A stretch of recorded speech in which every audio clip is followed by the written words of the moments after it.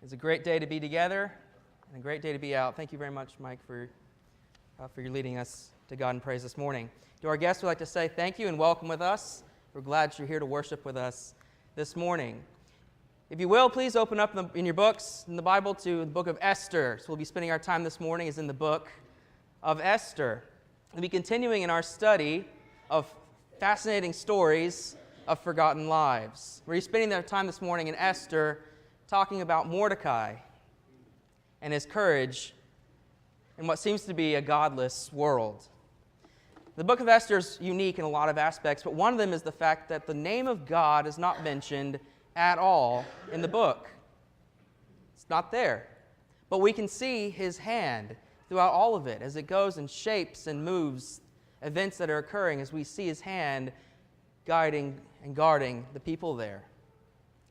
And we can really sympathize with the Jews of that time, a world where God really doesn't seem to be present anymore.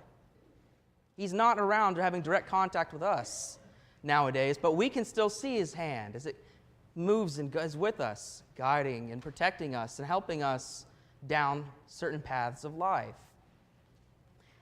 But like the Jews at this time, we're very strongly encouraged to stand up and to remain strong in all the things that they're doing. And that's one of the lessons that we should be taking from today is how to live like the Jews at this time in a world that seems to be devoid of God. And we can do this and see this, that Mordecai has a lot of unique features and characteristics about him that help him to show this courage in this godless world. And the first is that he's known as a Jew. It's rather simple. He is known as a Jew. It's going to do you good to keep your finger in Esther as we're going to be floating through it. A lot of our characters we've studied so far have short stories together. Mordecai's story, though, flows all throughout the book of Esther, so we're going to be moving around quite a bit. We're going to begin in Esther chapter 2 and verses 5 and 6. And it reads, "Now there was at the citadel of Susa," and this is the winter capital of Persia, Susa, "a Jew whose name was Mordecai, the son of Jair, the son of Shimei, the son of Kish, a Benjamite, who had been taken into exile from Jerusalem with the captives who had been exiled with Jehoiakim, the king of Judah, whom Nebuchadnezzar, the king of Babylon, had exiled." He was a Jew. It's simply put this. He was a son of Kish, a descendant of Kish. Can you remember who else was a descendant of Kish? King Saul was a descendant of Kish, and that plays a role later on.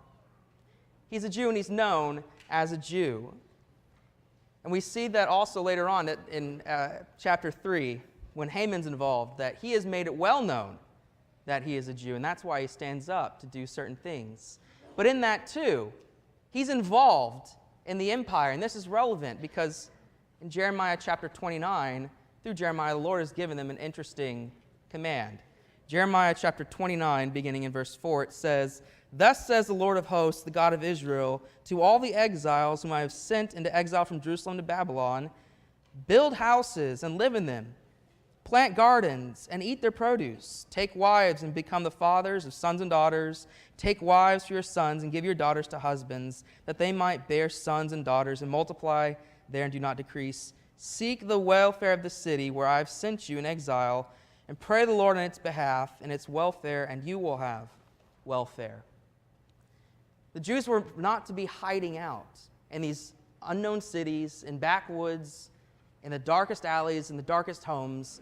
They're to be out and amongst the world, showing what it looks like to be in the kingdom of God, to be relevant in the world. And Mordecai is doing this. He's out in the empire. He's out. He's in the capital, one of the winter capital of Persia, and he's keeping himself relevant. He's known as a Jew. And secondly, we see that he's a protector. Out of being a Jew, one of the characteristics he's going to glean is that he is a protector. And we see this in a lot of different ways. The first is that he brought Esther into his home. Esther's mom and dad have passed away. She's extended family, but he brings her in, adopts her as his daughter, just as the law has commanded, brings her into his home, grants her protection. And then after she is taken from his home and put into the king's palace, after that decree is made to gather all of the beautiful young women, he stops everything in his life And he goes and he sits in the king's gate, ready to protect, to advise, and to be there for Esther when she needs it. And he also advises her and protects her to keep her identity a secret. Esther, don't let it be known that you're a Jew. There are a lot of enemies. There's a lot of reasons. We're not told why, but he advises her, let's not tell people that you're a Jew. And it pays off in the end for her. And we see his protections even spread out to others. The king, Ahasuerus, he's granted protection through Mordecai. When he is sitting in the king's gate waiting to help Esther, overhears a plan, an assassination plan being made by a couple of angry guards to kill the king. He goes and tells Esther, and through Esther, the king is made known, and the plan is stopped. And Mordecai is recognized but not rewarded. Also, an important thing later on. But the king has been granted protection through Mordecai because he sets himself up to be a protector. And in all of this, and his sitting in the gate grants him another important characteristic, and probably one of the most important things of all of this that happens is that he will not bow. After the plan is foiled, another man is brought into power, a man by the name of Haman, who we learn is an Agagite. That's a fun way to say that 3 times fast, Agagite. It means he's a descendant of King Agag, the last of the Amalekites. Who was the one who killed all the Amalekites, or failed to kill them all, actually? Saul. Things are coming full circle. Descendant of Kish versus a descendant of Agag. Interesting how things seem to come in circle with this. But he will not bow. Now, we don't know if the king himself gave this proclamation or if Haman, in the name of the king, gave this proclamation. But Haman was given a lot of honor, raised up to be the second most highest in the kingdom. Reported only directly to the king. Everyone reported to Haman. And a proclamation is given to all the servants that they're to bow and pay homage to Haman when he walks by. That word homage means to show reverence or to worship when he walks by. Now, this goes directly against everything that Mordecai knows and believes, and Mordecai will not bow. He stands for what he knows is right. He remembers the first 2 commandments that the Lord has given.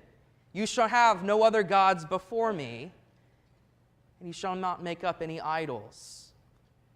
And that's what Haman's doing. Haman is making himself, causing others to come and worship him. He's putting himself up on a level of a god and of a king. Quite a bit of ego and arrogance, I think. But Mordecai will not bow and makes it known, I'm not going to bow because I'm a Jew, because I answer to a higher authority. And the other servants are begging him, please, just bow, just show reverence. You can see Haman's ego and pride in this. He's a monster, be careful. And he stands firm, he will not bow. And Haman decides, enough is enough.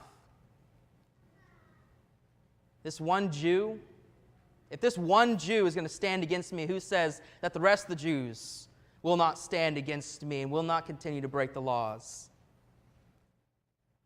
And because of all this, we see that Mordecai mourns. Haman's ego is bruised, easily bruised, but is bruised. And he decides that enough's enough, I'm going to kill all the Jews. So he tricks the king, quite an easy thing to do if we can see through King Ahasuerus. He is able to manipulate and move the king to declare a proclamation that we're going to exterminate all the enemies of the king, and I'm going to supply all of this. And Haman casts lots to see when this is going to occur, and it happens at a later date. It's not going to happen right now, so there's time to plan, time to figure some things out. And the whole nation hears about it. There's confusion going on. Why are the Jews being targeted? What's going on? And Mordecai begins to mourn. But he shows courage in his mourning. He showed courage in his refusal to bend. And he shows courage in his mourning. Where does he go to mourn? Does he go into his home privately to mourn? Is he with the other Jews in the community to mourn? No. He goes back to the king's gate in sackcloth and ashes to mourn. And we see that this is a courageous act, and act a little bit of defiance through Esther's reaction in all of this. She sends a messenger out when she hears what Mordecai is doing and says, and here's a change of clothes. Please stop mourning in the king's gate in the king's house. You know this is not right. Don't do this. And he tells her, do you really think that you're going to get away? Esther, you think that you're going to get away from all of this? But you need to stand up and show courage too. And through all of his mourning, he has a revelation, an aha kind of moment. Look at chapter 4 and verse 14. The last part of 14. He says, and who knows whether you have attained royalty for such a time as this? An aha moment. God seems to be completely devoid in this moment, a godless world. Our people are being targeted for destruction. What's going to happen? How can we stop this? Wait a minute. There might be something greater going on here. Maybe my faith and courage is paying off. And we see his mourning turn to something else. It turns into prayer and fasting on Esther's behalf to go and show herself courage to the king in what is a truly intimidating and scary situation. But throughout all of this, we see that Mordecai shows another example. The fifth characteristic of Mordecai is that he is a humble man. He's a humble man. Mordecai never sought reward and recognition for his deeds. What did he do after he stopped the assassination attempt? He went back to the king's gate and sat in the king's gate, ready to be a protector and a servant. And then later on, when the king remembers what Mordecai did and decides to reward him, he gives him this honor parade, sends him throughout the town, showing much honor. Mordecai is sitting on the king's horse. He's wearing one of the king's robes. He's wearing one of the king's crowns. This is great honor. He's being proclaimed as honored by the second highest man in the kingdom. But what does he do immediately after all of this? Does he go and celebrate with the other Jews? We conquered Haman and his ego today. No. He goes right back to the king's gate, ready to be used as a protector and a servant, waiting to be used. He shows a very humble nature and attitude in all of this. And the sixth thing that we can learn from Mordecai is that he's a mighty ruler. All of these things that he's done and shown throughout all of his life, all the precursing, comes to head in chapter 10. After everything is good and everything is calmed down, and in chapter 10, it reads, now the king Ahasuerus laid tribute on the land in the crossroads of the sea, and all the accomplishments of his authority and strength, the full account of the greatness of Mordecai, to which the king advanced him, are they not written in the book of Chronicles of the kings of Media and Persia? For Mordecai the Jew was second only to Ahasuerus, and great among the Jews, and in favor with many of his kinsmen, one who sought the good of his people, and one who spoke to the welfare of the whole nation. Mordecai has used everything he's learned, all of the events that have happened in his life, to build up, to become a good ruler, a good leader, one who's looking out for his people, remembering the commandments of his Lord, and is living that out. He's a Jew. He's one who shows courage. He's a humble man. And he's a man who's willing and ready to mourn when evil occurs. And it all comes about because Mordecai shows courage all throughout his life and knowing what the Lord's law says. Instead of bowing to the evil of the world, he stands firm, stands strong, and refuses to bow. So what can we learn and take from Mordecai's life? These 6 things to help us find courage in this godly world. Well, the first is going to be, who are you known as? We see that Mordecai makes it very known, I am a Jew, and this is what I stand for. And when he deals with Haman, he says, I know what you're about, and I'm not going to, and I don't have to bow to you because I answer to a higher authority. He wants it to be known he's a Jew. He wants it to be known why he's not doing this. and it comes to head. He's known as one of God's chosen people. And Jesus tells us something pretty similar to this too at the Sermon on the Mount. Matthew chapter 7 in verses 16 through 20. He tells the people that you will know them by their fruits. Grapes are not gathered from bushes, nor figs from thistles, are they? So every good tree bears good fruit, and bad trees bear bad fruit. A good tree cannot produce bad fruit, nor can a bad tree produce good fruit. Every tree that does not bear good fruit is cut down and thrown into the fire. So then you will know them by their fruits. He tells his audience, you are going to be known by your deeds and actions. Mordecai is known by his deeds and actions, who he is and what he says and what he's going to do. And when we're out in the world, are we known as the children of God? Are we making our walk, our Christian life, a priority? Or is it just a matter of convenience and coincidence that we're Christians, that it's made easy in our lives to do this?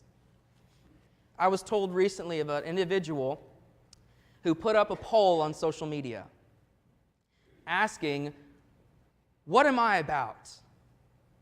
Describe to me what I'm about in things.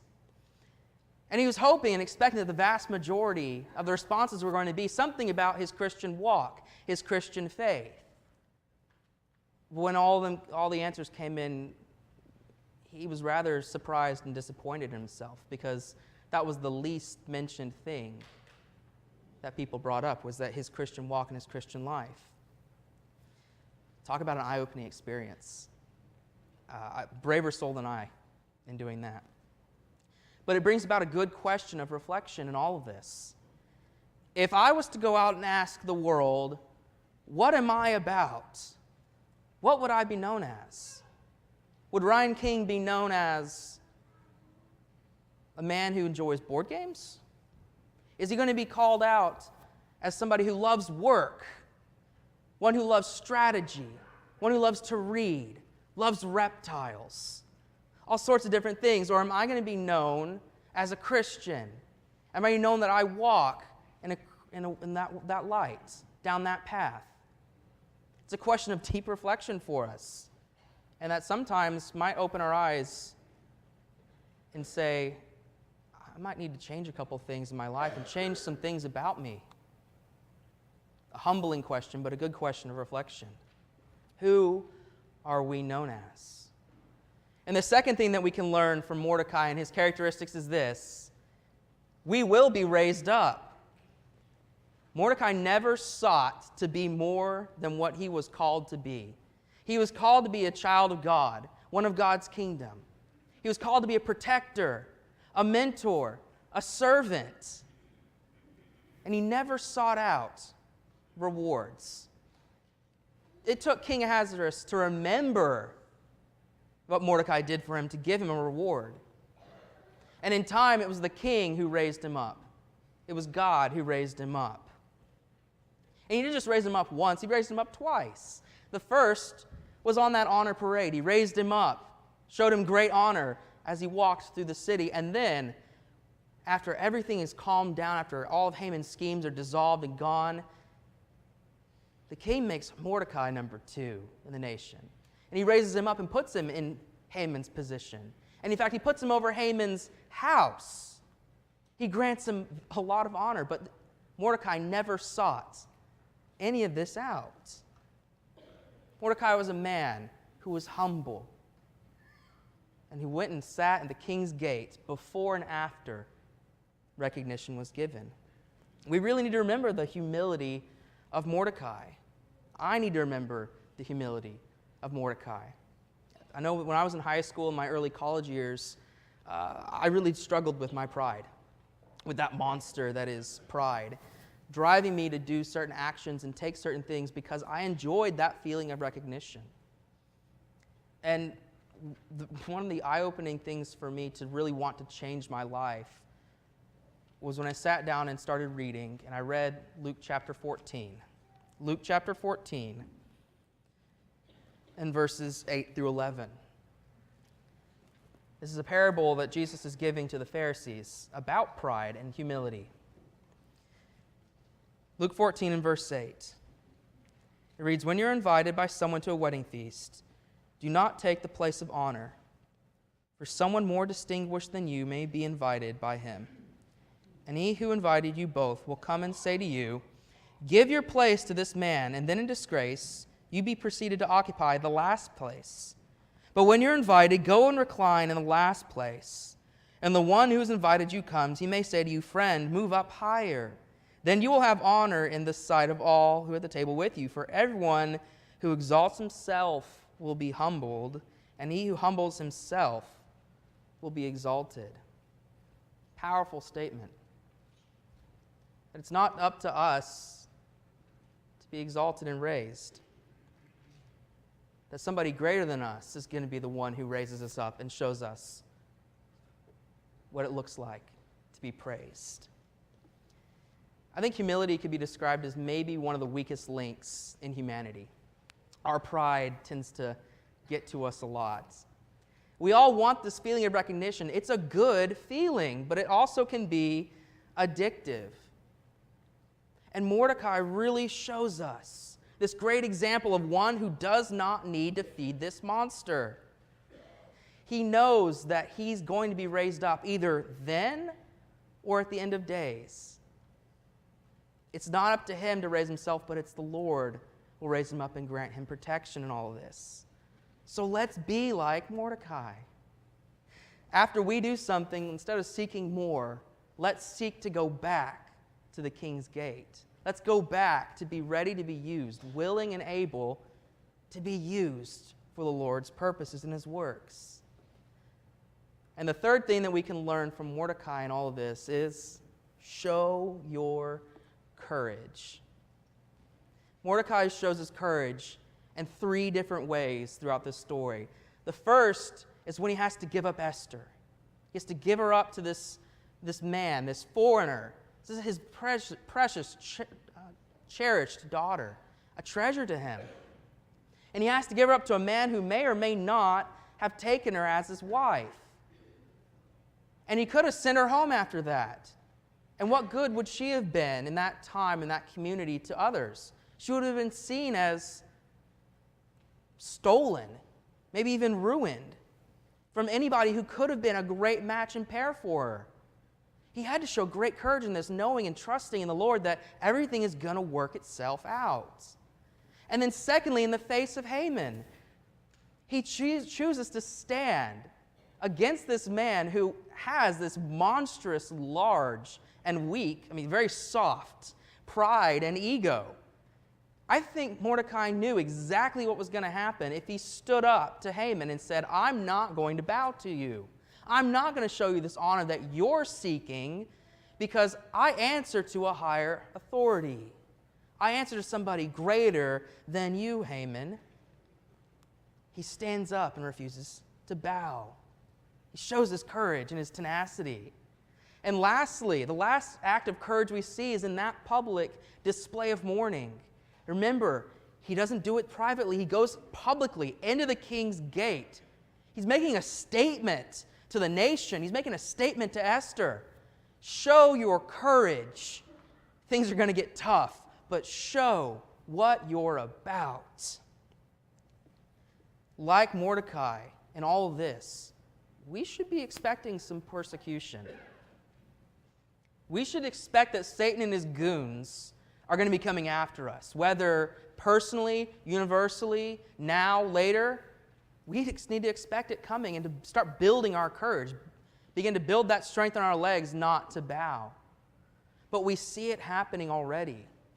Shooters targeting and threatening churches. Protesters standing outside of churches, refusing to let people come in to worship because we don't agree with their opinions on things like homosexuality and abortion. We see people coming in and vandalizing, burning down churches, saying, "You're not welcome in our community because you don't believe in the same things we believe in." We see even states coming in and trying to essentially ban the Bible because it teaches that there are consequences to live certain ways. We can't just live how we want. There are ways that we're supposed to live, and that's the way God expects us to live. That's just here in America. That's just here right now in the past few years. What about all the stuff that happens outside of our nation and the rest of the world? We see Christians being ripped from their homes, tortured, murdered, just because they have a Bible, because they're coming together to worship. Satan is active, and he's trying to destroy. He's trying to break our courage. They say history repeats itself. We can always see and learn things through history, and that's really true in this circumstance. When we look at the first part of Acts and everything that the saints there are having to go through and dealing with all that persecution, it's exactly what's going on today. And it's a good idea of what's coming in the future, but there's something that's said at the end of almost every one of those accounts that brings hope. And more were added to their number daily. And more were added to their number daily. These individuals were showing so much courage and strength. They were standing up and saying, yes, this is happening, but we're not going to bend. We're going to continue to spread the gospel and share the word. The church was continuing to grow. And you know what? That's still happening today. In light of all the persecutions and things that we see here and outside, more are still added to the number daily.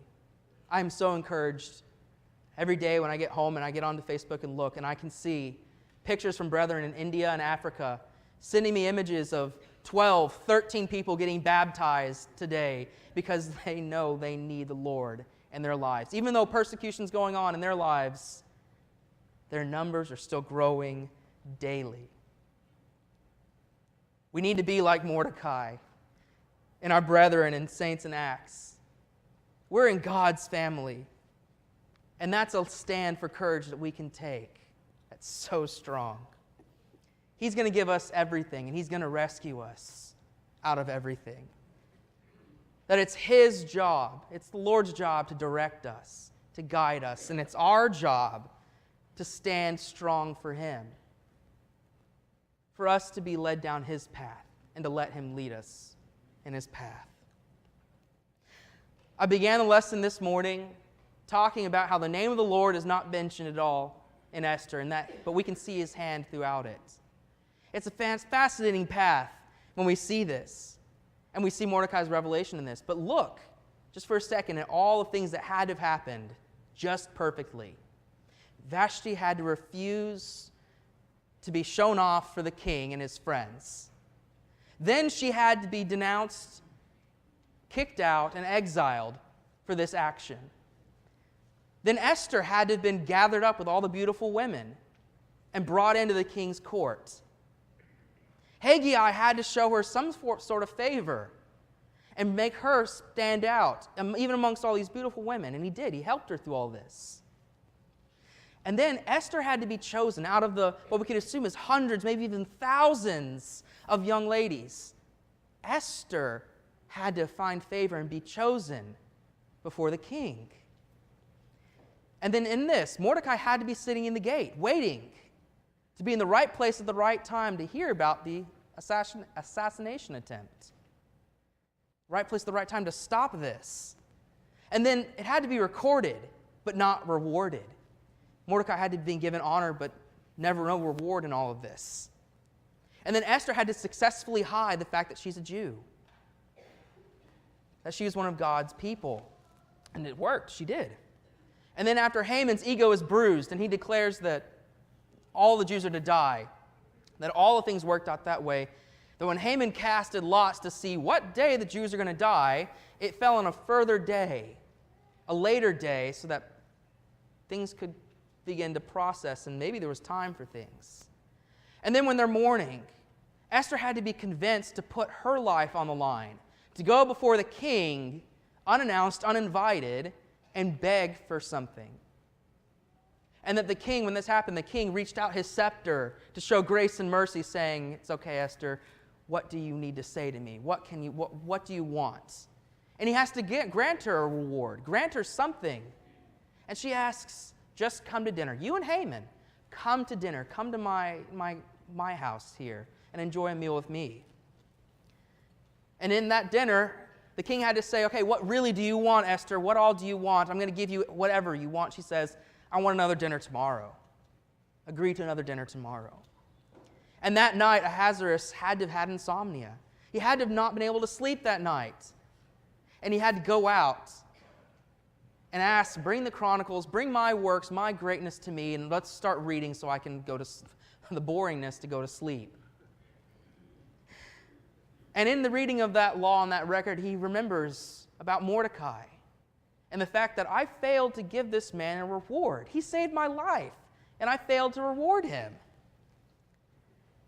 And in thinking, what can I do? He can't figure out how to reward Mordecai. But who happens to be coming in the court that morning? It's Haman. And ironically enough, Haman's coming in to ask, can I put Mordecai to death right now? I'm bad enough. Can I put him to death right now? And then we see the order of conversation. The king had to speak first before Haman. The king had to give that question of, what should I do to a man I want to honor? And Haman's ego had to be big enough to think, oh, he's talking about me. It's all about me, so let me figure out something I can do that boosts myself even higher. And Haman put himself in the right place, but at the wrong time. And then that Mordecai is honored, but Haman is dishonored. Haman has to drag his hated enemy throughout the city, proclaiming this is a man the king wants to honor. Has to put on that fake smile, and Mordecai just has to sit and wave. And then at that second dinner, after Esther reveals everything and the king walks away in anger, Haman has to fall down on her couch, begging for his life. And the king has to walk back in at the right time, the most perfect time, to see Haman laying on the same couch as his wife, the queen. And what looks like to the king, he's assaulting her. He's trying to start this thing with the Jews right now. That's not what was happening at all, but in his anger, he has to say, enough, Haman, you're done. So many things had to work out just perfectly. We see God's hand throughout all of this. And that all of this comes about and stands because some people decided to stand strong and to show courage in this godless world. The Lord is still there. He's still looking after his people. And he wants to grant them salvation from their enemies. And that has not changed from the time of Esther to the time of today. They knew that no matter what happened, the Lord was with them. And the Lord was going to stand with them and protect them in all of this. That if they stood and honored his commandments and his laws, he's going to stand with them. Show courage in the face of great evil. And like back then, the world is always watching. They're watching us. They're watching to see who we are. They're watching to see what we're about. They're looking to see, who are we going to raise up? Are we going to raise ourselves up, or are we going to raise others up? They're going to look and see for what our true colors are when times get tough.